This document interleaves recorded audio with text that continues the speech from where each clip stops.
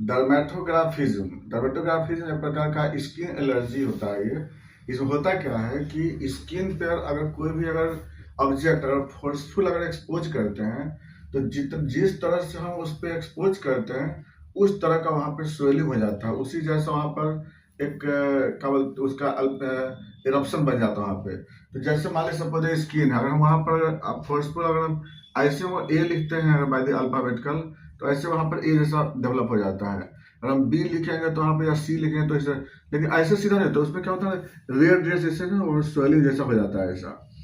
तो ऐसे कंडीशन को लोग क्या बोलते हैं, डर्मेटोग्राफिज्म बोलते हैं। और ये जो जब एक बार अपेयर होता है तो ये कुछ घंटे तक रह जाता है ये, उसके बाद ये फिर अब्सेंट होता है, डिसअपेयर होता है। इसका कारण क्या है? इसका मेन कारण होता है hyper active of mast cell. Mast cell बहुत ज्यादा हाइपर एक्टिव रहते हैं किसी मरीज का, जिसके कारण क्या होता है जब भी वहां पर कोई फोर्सफुल एजेंट एक्सपोज करता है, मास्ट सेल से हिस्टामिन बनता है, और वह हिस्टामिन जिस तरह से वहां पे हम इस तरह से वहां पर फोर्स लगाते हैं, उसी ढंग का वहां पर क्या होता है ना, ऐसा लेटर जैसा कुछ वहां पर डेवलप कर जाता है।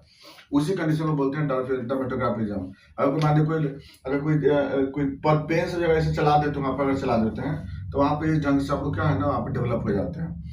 अब बात है इसका फैक्टर का है, तो इसमें कुछ फैक्टर जेनेटिक फैक्टर भी हो सकते हैं, कुछ इसमें आपको जैसे एलर्जन फैक्टर भी हो सकते हैं, और कुछ यहाँ पर इसोफिलिक फैक्टर हो सकते हैं, और कभी हो सकता है जैसे पैरासाइटिक इन्फेस्टेशन हो सकते हैं। ये सभी कुछ फैक्टर में आता है। अब बात करते हैं इसमें सिम्टम तो एलर्जी का सिम्टम होता है, माइल्ड इचिंग होते हैं, बर्निंग सेंसेशन होते हैं, और वहाँ पर जैसे हम लोग एक्सपोज करते हैं फोर्सफुल एजेंट्स वहाँ पर डेवलप हो जाते हैं। इन्वेस्टिगेशन के लिए क्या करना होगा?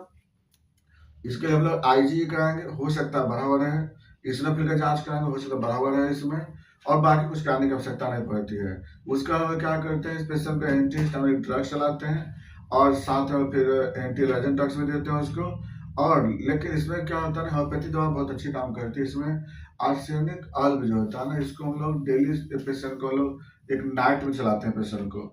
और दूसरे नंबर पेशेंट लोग जो तो पेल्सेटला भी लोग पेशेंट को देते हैं, लाइकोपोडियम पेशेंट को देते हैं, नेक्टम यूज करते हैं, ग्रेफाइटिस यूज करते हैं, अर्टिका यूज करते हैं, और भी तरह मेडिसिन होते हैं। जैसा इसमें पेशेंट के कंडीशन को हिसाब से दवा देते हैं। और ये पेशेंट बहुत ज़्यादा जानलेवा तो नहीं है पेशेंट को, बस पेशेंट थोड़ा परेशान रहता है, स्किन के ऐसे एक्सपोजर होने की वजह से परेशान रहता है।